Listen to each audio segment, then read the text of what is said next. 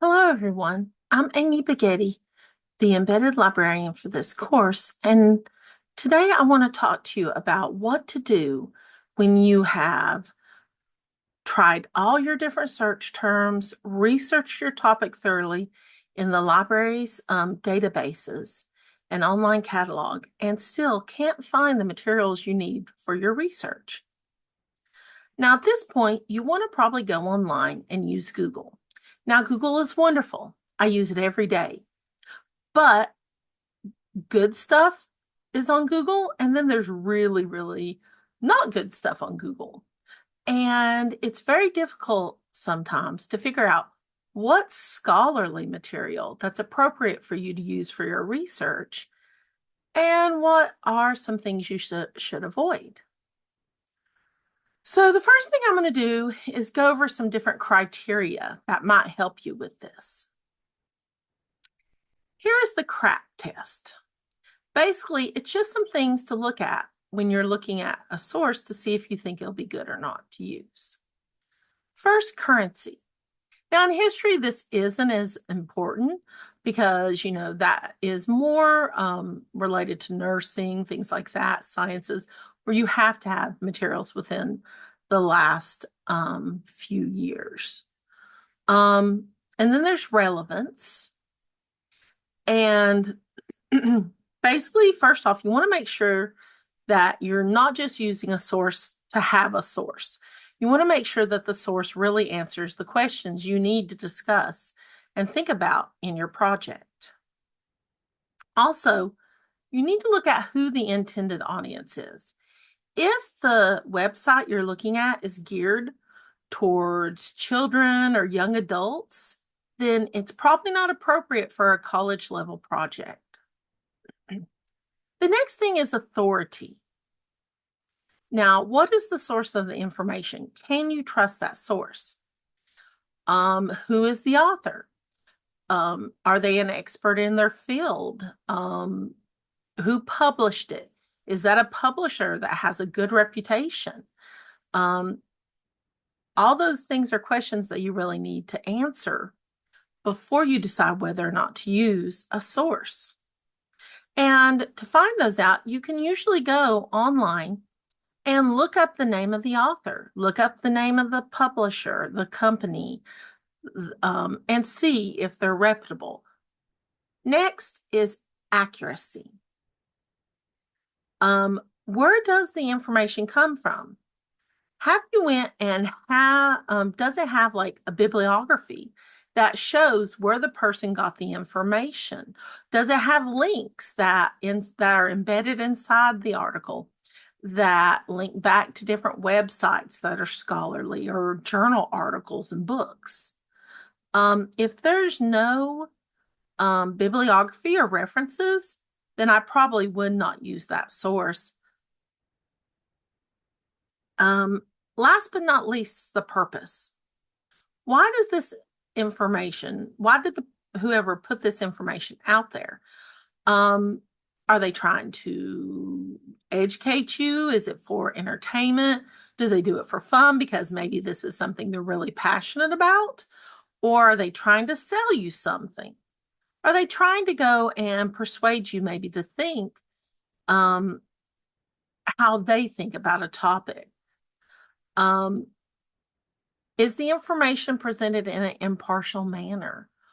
All of this is something that you want to be really wary about when you're looking at different websites because people do have a lot of different motives for posting information online. Now, the next thing I want you to do, and this is just another one I've just started using, it's called the SIFT method. And what you do is first it's stop, investigate the source, find better coverage, and trace claims, quotes, and media to the original context. So basically, what it means is you're reading an article and you go, will this be good or not?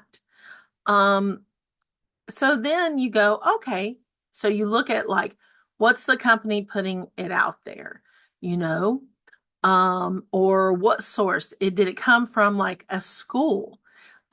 Is the author someone who has authority? Like maybe they teach at a college or they have a master's degree or a doctorate.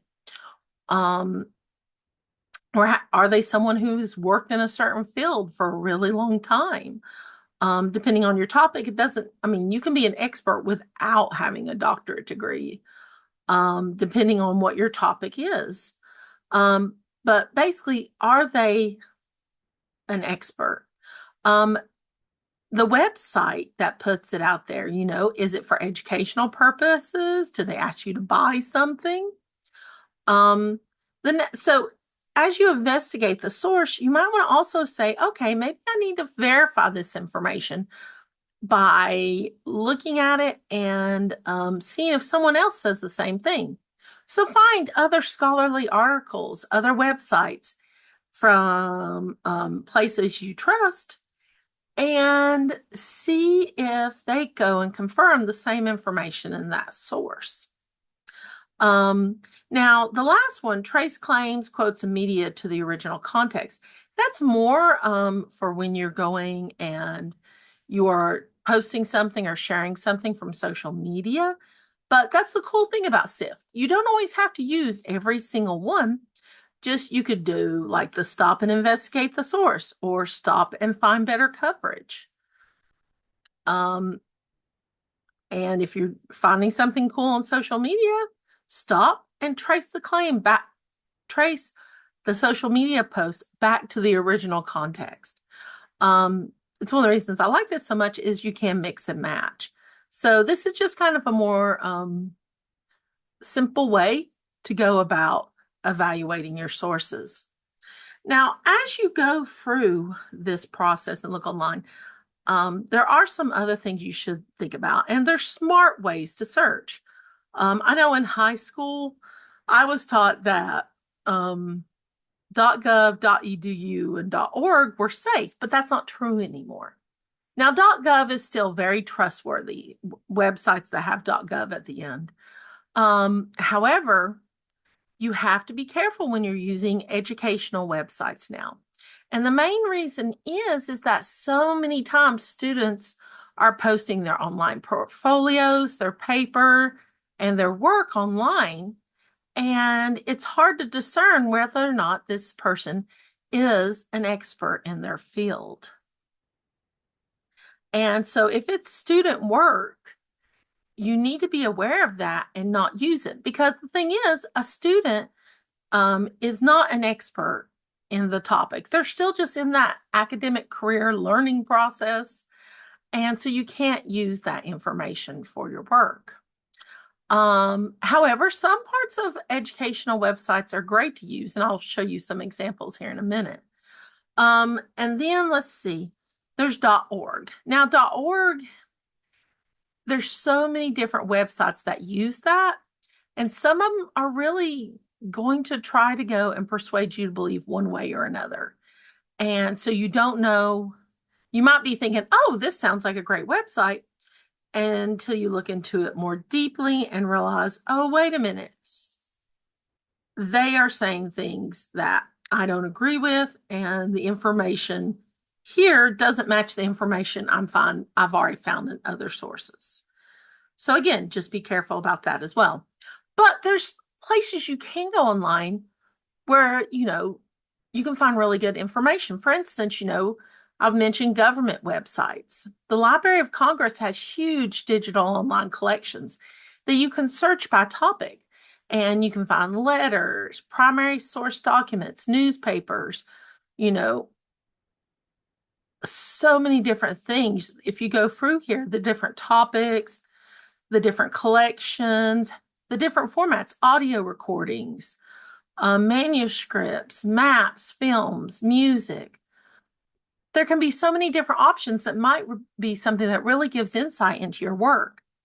Another thing outside of like the Library of Congress and other government sources is the Archives of Appalachia. Well, I'm using the Archives of Appalachia as an example, but online archives have a lot of materials about and different collections that have been digitized that you can use. So like And you can search this, especially for local.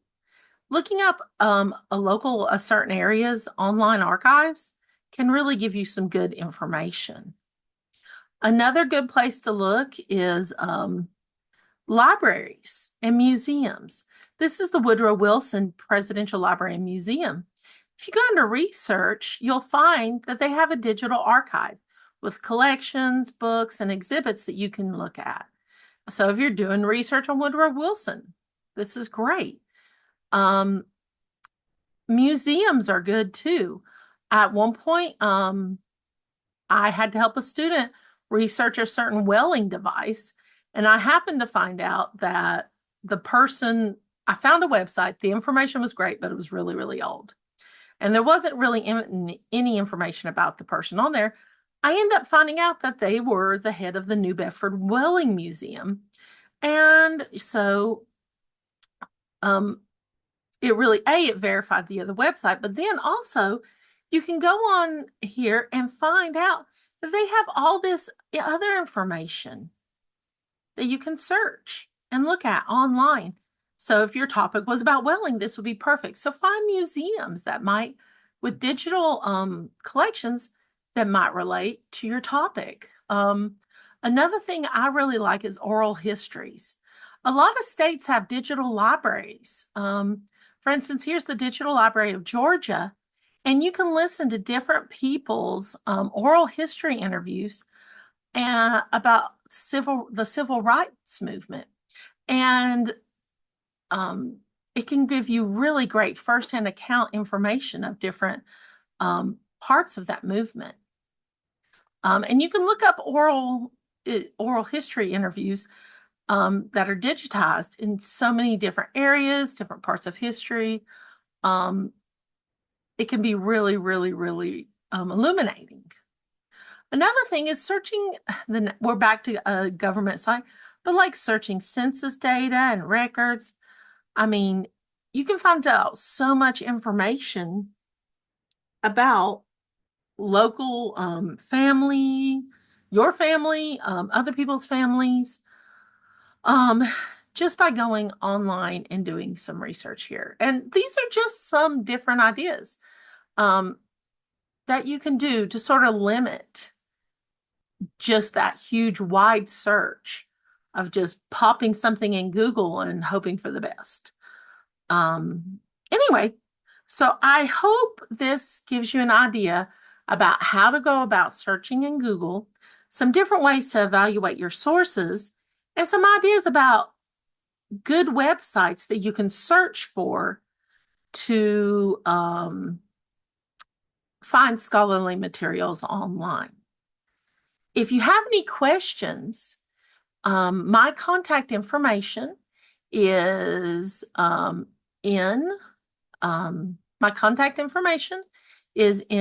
the content tab in D2L, and it's also right here on the library page. Thank you so much, and I hope you enjoyed. Bye.